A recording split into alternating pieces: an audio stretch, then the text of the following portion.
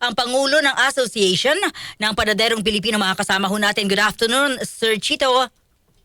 Magandang hapon po sa inyong lahat at sa inyong mga tagapakinig. Si Lourdes po ito sa Pulso ng Metro. Kumusta ho kayong mga panadero, yung inyo pong mga miyembro, sir? Paawa naman ang Diyos, nakakagawa pa tayo ng tinapay despite na may mga problema sa ating mga raw materials, higit sa lahat sa diesel fuel at LPG. Ito yung napakalaking problema ng bakery industry na sana ay maunawaan tayo ng ating consumer at higit sa lahat ng mamamayang Pilipino. Ito na po, maunawaan tayo. Ibig sabihin ho ba, Sir Chito, may naging pagtaas na or magtataas pa lang? Unahin ko muna dito sa magandang balita.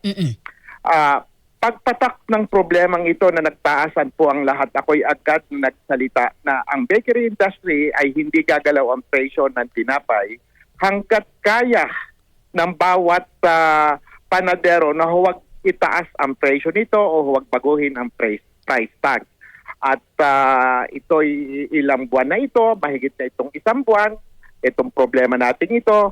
Pero sa panahon pong ito, liliwanagin ko, ang maliliit pong bakery, yung mga community bakery na nasa paligid ng ating lansangan, yung mga hand-to-mouth ang operation, palagay ko po ay naggalaw na sila ng presyo kahit papano o kahit konti man lang dahil hindi na nila kaya na i-sustain ang presyo sa panahon na ito ng krisis.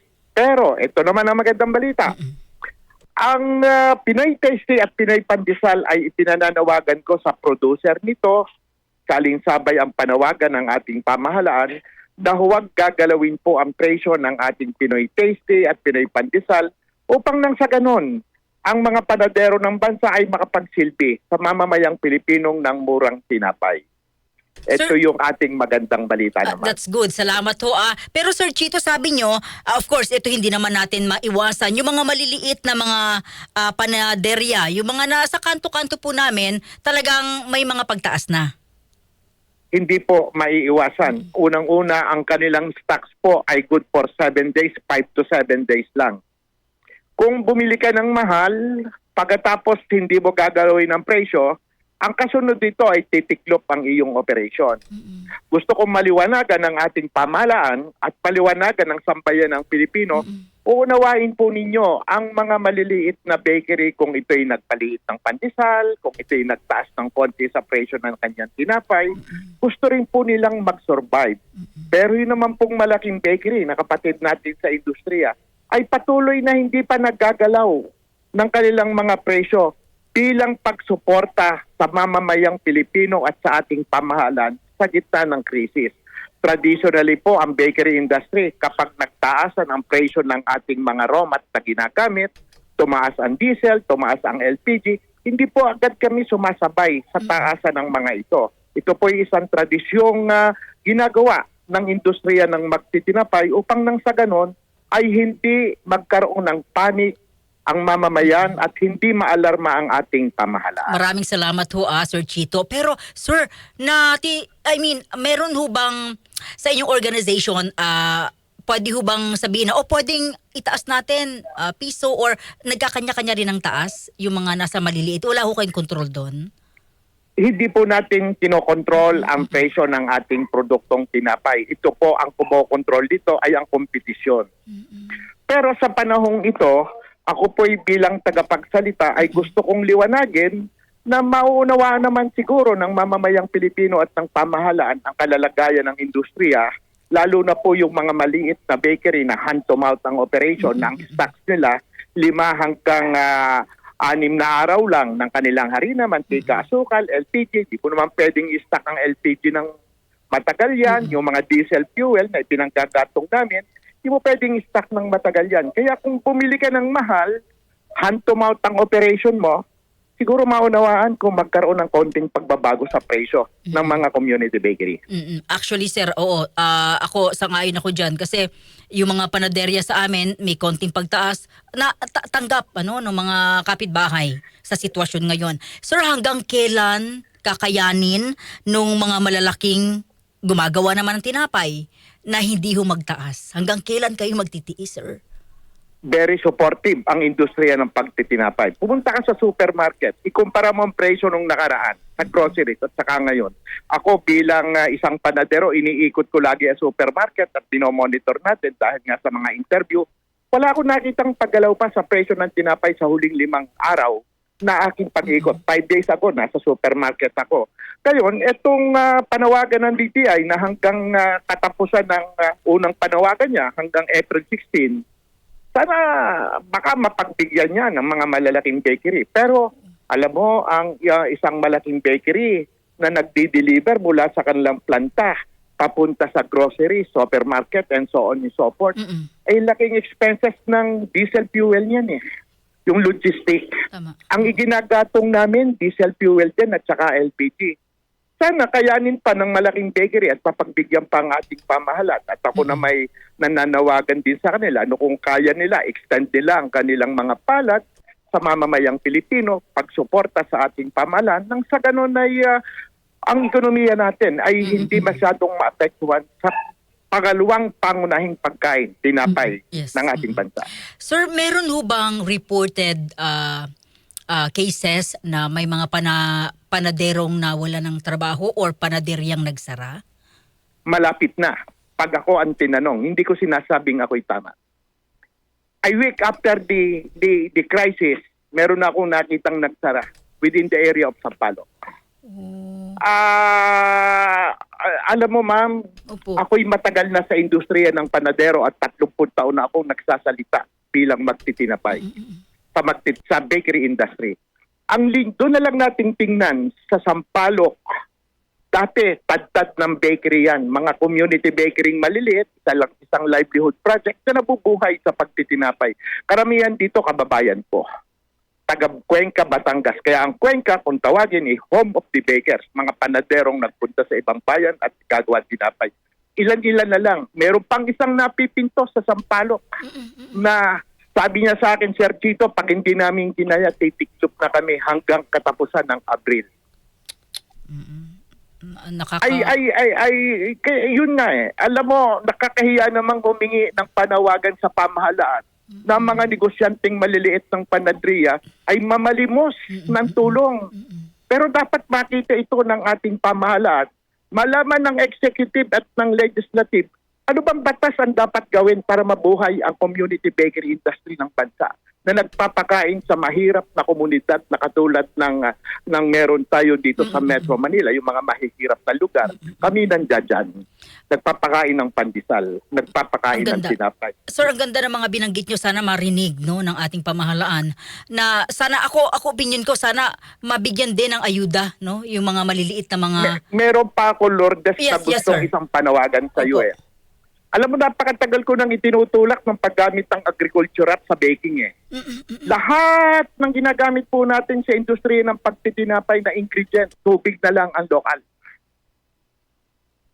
Natagal ko nang itinutulak na gamitin natin sa ating bakery ang agri-bread. Ano ba ang agri-bread? Nabubulok lang ang kalabasa sa lugar ng isang lugar dyan sa Cagayan na binibili ng anak ko, ginagamit sa aming bakery. Sir Chito, Bakit hindi natin gamitin ang Go ahead, sir. kalabasa? Okay, yes ma'am. Nakakain Opo, sige kami po ngayon kayo. ng ano, I don't know kung totoo to ha, pero yung malunggay bread. Alam niyo po, pwedeng gamitin ang pandesal na may malunggay, pwedeng may kalabasa, may carrots, may sayote, may ube, and so on and so forth. Buhay ang agricultural sector. Magkakaroon ng new product ang bakery. Pero hindi tayo nadidinig ng ating pamahalaan noong mga nakaraang araw. Ang nakikita nila yung mga project na infrastruktura na pinagkakakitaan naman nila. Salamat sir, at nabuksan niyo ho ito. Masabi niyo ho bang malala itong sitwasyon na ito ngayon kaysa COVID? Mas malala ito kaysa COVID. Alam mo, ako'y gasoline station dealer bago ako naging bakery. 44 years na ako sa bakery industry. In 1973, there was a war in Middle East din. Nagkaroon ng gas rationing. In 1979, nagkaroon din ng gas rationing. Gera din sa Middle East. Ako'y naniniwala, in the next few months, nababalik tayo sa gas rationing.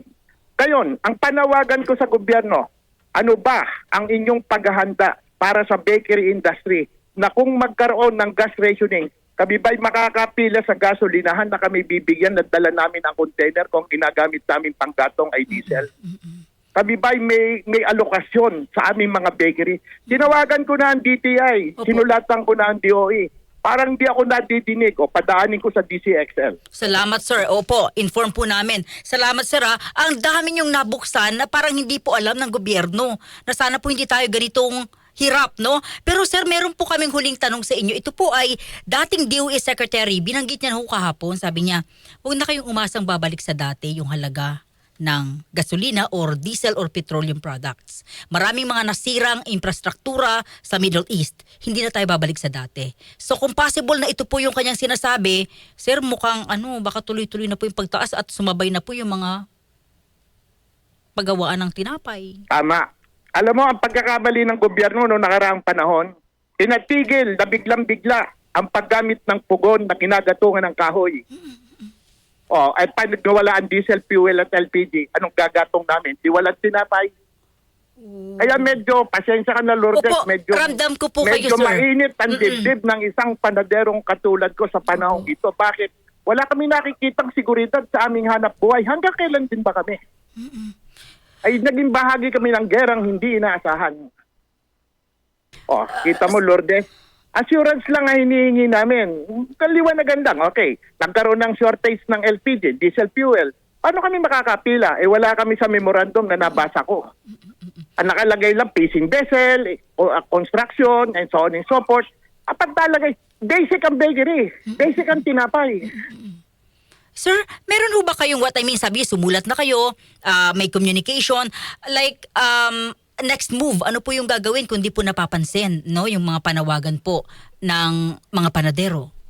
Lourdes, pasalamat ako may DCXL. Salamat po. Siguro naman, madidinig tayo sa pamamagitan ng DCXL, madidinig tayo ng pamahalaan. Sana nagmamonitor ang executive at legislative. Yes. Paano ba gagawin nito? Ano ba ang gagawin dito? Madinig sana kami ng mga cabinet secretary para malagay kami sa agenda ng pangangailangan at importansya. Sir Chito, hindi naman ho tayo aabot sa halimbawa yung mga chuper itigil pasada. Hindi naman po aabot yung mga panadero magtitigil gawa tinapay. Yan ang ating ipinangangamba at ipinangangamba ng aking anak. Alam mo kami walang hanap buhay na mag-aama kundi manggawa ng tinapay paano kung nawala ang diesel fuel at nawala ang LPG? Di wala kaming hanap buhay. Kami may mga pamilya rin pinakakain. What we need by this day is an assurance. There must be ganito po, kung nagkaroon ng ganito po ang ating gagawin. Tumawag ako sa DTI, nagkausap kami, sinulatan ko, in-email ko. Wala pa akong nadidinig. Siguro sa mga susunod na panahon, nakakadinig din ako ng salita mula sa kanila na okay mag-alala, may assurance kami. Dahil nangyari sa akin, Lourdes, nakapila ako sa gasolinahan, kumukuha ako ng diesel, hindi ako bigyan dahil bawal daw. Wala kayo sa listahan, wala kayo sa grupo. Wala kami sa grupo. Yes, una. Sir, salamat sa inyong mga sinabi. Ang dami Thank yung you, nabuksan. Thank you Ipapaalam po. ho namin ito sa kinaukulan and ang dami ho naming nalaman na, teka, ba't hindi alam to ng taong bayan? Nangyayari pala ito.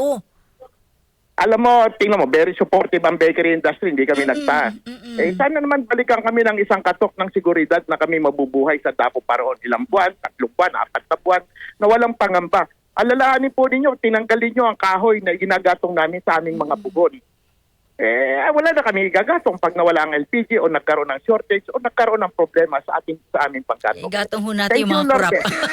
Sir, salamat, Sir Chito. Salamat, Lourdes. Sir, Thank you, salamat thank sa you. tulong nyo ha. Sana hindi ho kayo magsawa. No? Thank you so much, Sir Chito Chavez. Siya po